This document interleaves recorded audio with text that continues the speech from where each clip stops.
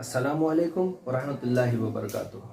आज का जो हमारा सबक है वो है इंसानी इखराजी निज़ाम। पिछले हमने जो डिस्कशन किया था उसमें हमने मुख्तलिफ़ किस्म के इखराजी मादों के बारे में हमने बात की थी। आज जो हम बात कर रहे हैं वो है इंसानी इखराजी निज़ाम। इंसानी इखराजी निज़ाम में ये चार अलग अलग हिस्से होते हैं, चार अलग अलग कंपोनेंट्स होते हैं।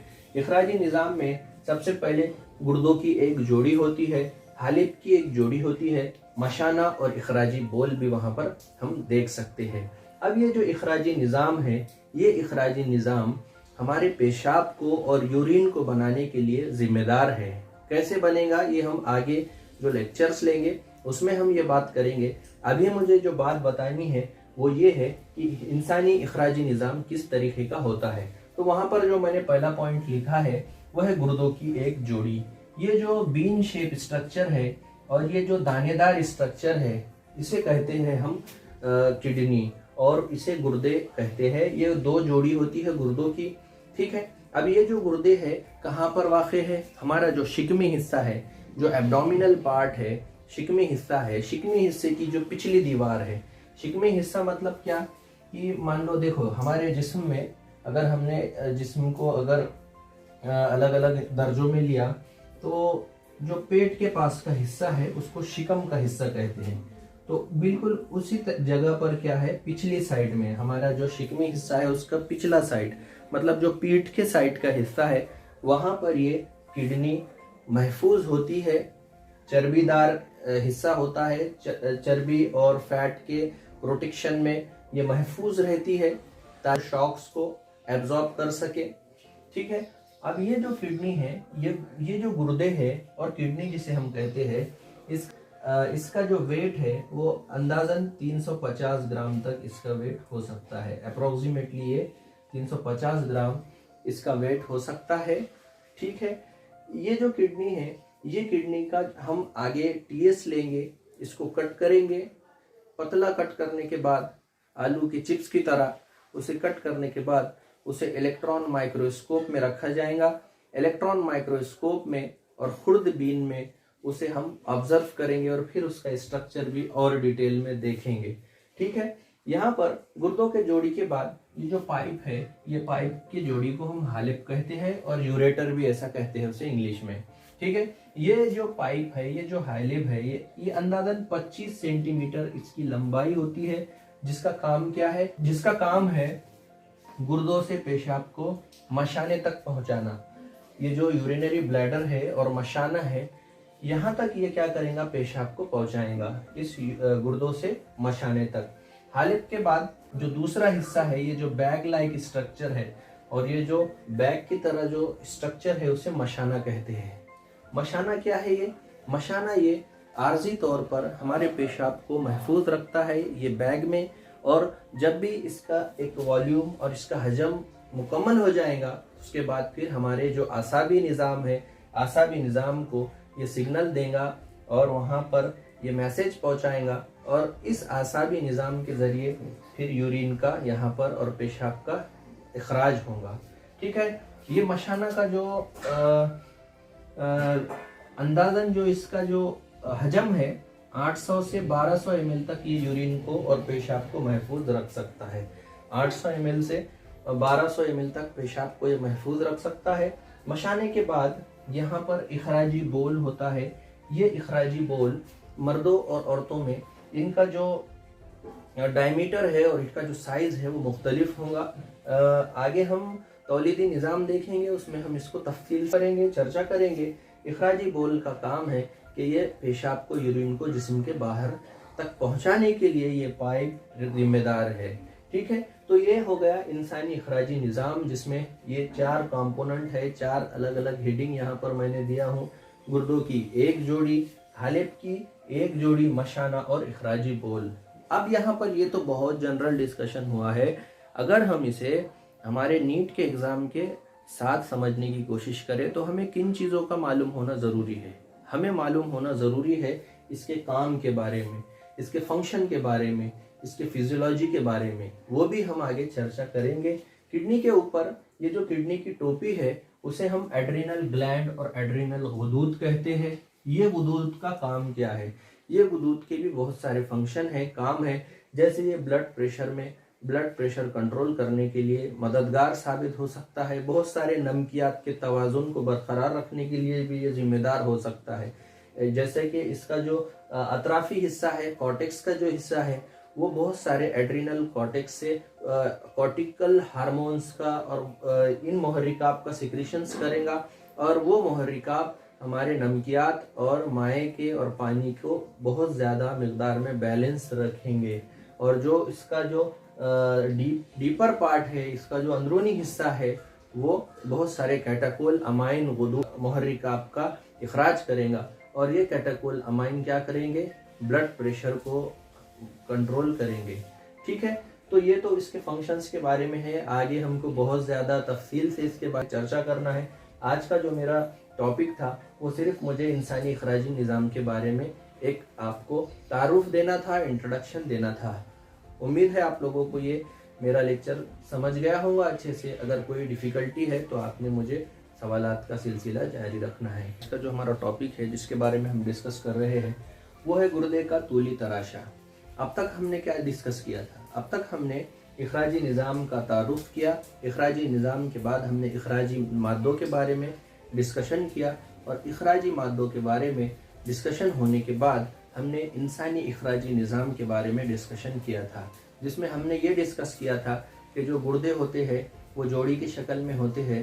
उसके बाद जो हालिब होते हैं, जिसे हम यूरेटर कहते हैं, वो भी जोड़े के शक्ल में होते हैं, मतलब जोड़ी की शक्ल में होते हैं। यहाँ पर मैंने क्या किया, गुर्दों का तूली तराशा लिया।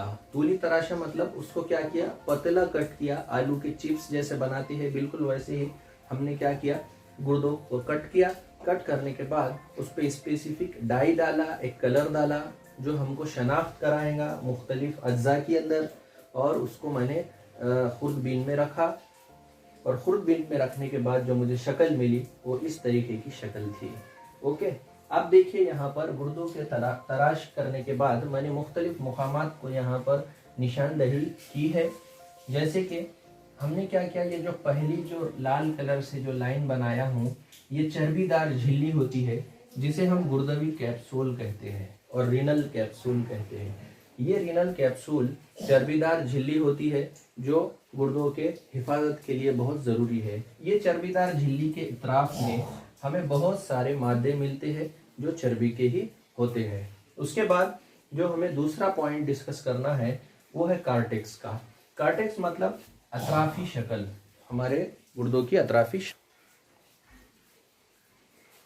शक्ल से क्या मुराद है? अतराफी शक्ल से हमारे गुर्दे का अतराफ का इलाका जिसे हम कॉर्टेक्स कहते हैं। और थोड़ा सा डीप में जाएंगे तो हमें समझ में आएगा कि हमारे गुर्दों का डीपर पार्ट होता है जिसे हम मेडुला कहते हैं। ये रीनल मेडुला है जिसे हम गुर्दवी मेडुला भी कह सकते हैं।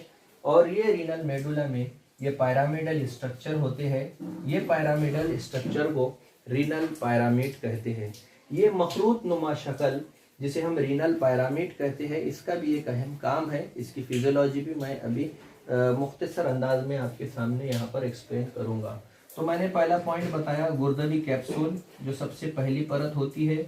उसके बाद दूसरा हिस्सा रीनल कॉर्टेक्स, ये वाला इलाका, ये अतराफी इलाके को हम कॉर्टेक्स का रीजन ऐसा कह सकते हैं।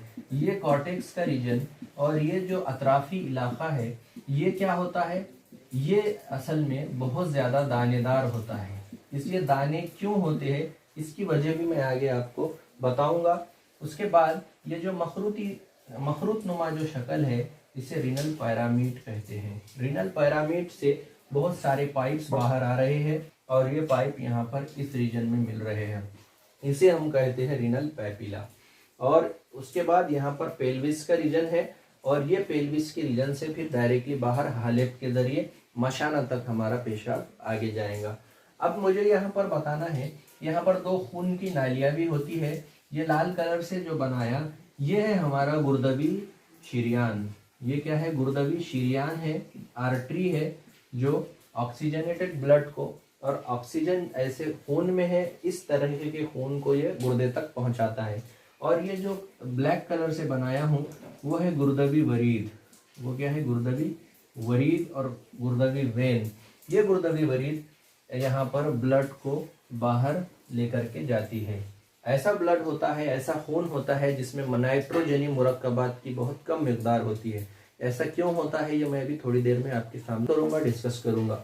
देखिए यहाँ पर ये जो गुर्दों की शक्ल होती है, तो इन गुर्दों में जो सबसे अहम जो फैक्टर है, जो अहम रोल प्ले करने वाला जो हमारा पार्ट है, वो है हमारा नेफ्रॉन। नेफ्रॉन, और इसे मिख्तर भी कहते हैं। इस नेफ्रॉन को हम शक्ली और आफाली इकाई भी कह सकते हैं। शक्ली और आफाली इकाई इसलिए कि इस गुर्दे के शक्ल में भी उसका बहुत ज़्यादा इम्पोर्टेंट रोल है, और उसके साथ साथ आफाली रोल तो है ही है। आगे हम यूरिन का और पेशाब बनने का अमल समझेंगे, उसमें हम देखेंगे कि नेफ्रॉन का कितना अहम किरदार होता है। यहाँ पर देखिए ये जो रीनल पैरामिड है, ये रीनल पैरामिड में नेफ्रॉन्स होते हैं। कुछ नेफ्रॉन के सर यहाँ पर कॉर्टेक्स के रीजन में होती है और बाकी पार्ट यहाँ पर मेडुला के रीजन में। फिर वापस इस तरीके से नेफ्रॉन के स्ट्रक्चर होते हैं। एक सिंगल किडनी में 1 मिलियन तक नेफ्रॉन्स हो सकते हैं। ठीक है, तो यहाँ पर देखिए हमने गुर्दे का तूली तराशा लिया। तूली तराशे में जो हमको इसके अलग अलग कंपोनेंट्स मिले वो ये थे, जैसे कि कैप्सूल, रीनल कैप्सूल और गुर्दवी कैप्सूल। दूसरा पार्ट कार्टेक्स का रीजन, अतराफ का इलाका।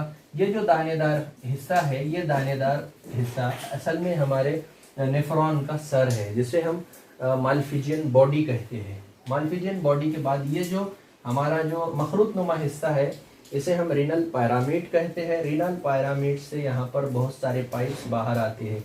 असल में ये नेफ्रॉन से जो तैयार शुदा पेशाब है उसको यहाँ पर बाहर लाते हैं और बाहर लेकर के यहाँ पर उसको हालिब तक पहुँचाते हैं, और हालिब के थ्रू फिर वो मशाना से फिर यूरेथ्रा से बॉडी से बाहर रिलीज हो जाएगा यूरिन। तो ठीक है, तो ये एक काम था। और ये जो कॉलम है, ये जो कॉलम बने हैं, ये कॉलम भी यहाँ पर बनते हैं, इसे हम रीनल कॉलम कहते हैं। एक साइंटिस्ट है बर्टीनी बोलकर, उस साइंटिस्ट ने ये दरियाफ्त किया था, मालूम किया था कि यहाँ पर ये कॉलम होता है, इसलिए इसको रीनल कॉलम ऑफ बर्टीनी ये वर्ड से भी हम याद रख सकते हैं। तो ठीक है, होप आप लोगों को ये टॉपिक समझा होगा अच्छे से। अगर कोई नहीं समझता है बात तो आपने बिल्कुल भी मुझे झिझकना नहीं चाहिए सवालात पूछने के लिए। ठीक है, तो यहाँ पर गुर्दे का तूली तराशा हमने इसका मुताला किया। आगे हम इसके आगे नेफ्रॉन के बारे में और मिख्तर के बारे में हम तफसीली मालूमात हासिल करेंगे। Okay, thank you.